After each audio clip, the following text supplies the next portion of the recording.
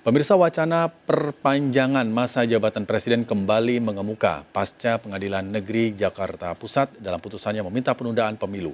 Hal ini tentu saja akan berdampak kepada seluruh tahapan pemilu yang sudah berjalan, di mana KPU harus mengulang seluruh proses tahapan pemilu. Munculnya wacana penundaan pemilu tentunya akan membawa konsekuensi besar. Berikut penelusuran tim Delik RCTI.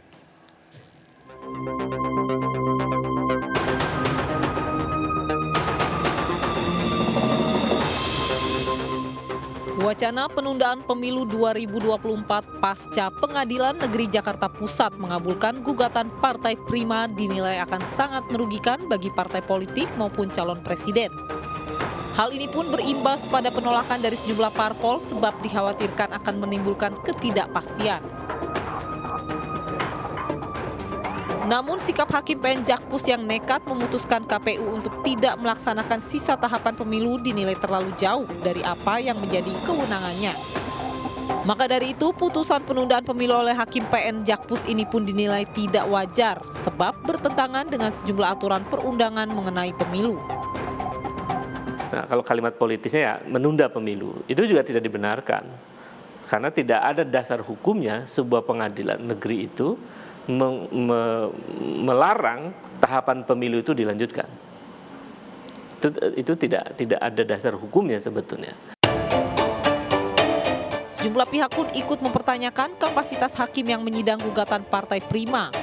Mengapa para hakim PN Jakpus bersedia menyidang perkara yang bukan bagian dari yuridiksinya? Meski setiap hakim memiliki kemerdekaan dalam mengambil keputusan sesuai dengan pendapat hukumnya, namun hal ini masih terbuka untuk dilakukan banding guna menguji keabsahan dari putusan tersebut. Apalagi di tahun politik saat ini, setiap wacana yang muncul seolah memicu polemik. Sehingga tidak aneh kalau kemudian ini dikaitkan dengan wacana yang mengkhawatirkan publik, agenda politik di mana pemilu 2024 memang dirasa ada gerakan-gerakan untuk menunda dan besar mungkin terkait juga dengan wacana periode ketiga masa jabatan presiden. PN Jakpus menghukum KPU untuk tidak melanjutkan tahapan pemilu 2024 dan mengulangi tahapan pemilu dari awal. KPU pun tidak tinggal diam. KPU langsung mengajukan banding atas putusan PN Jakpus tersebut.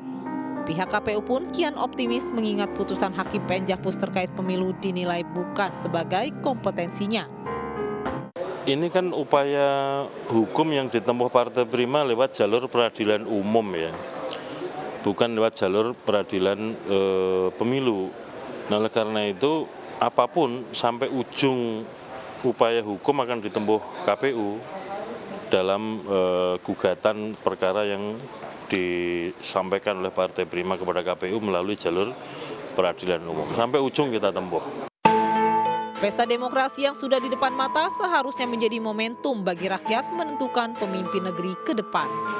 Sayangnya dinamika politik jelang Pilpres justru menjadi ajang politisasi antar kelompok yang berkepentingan.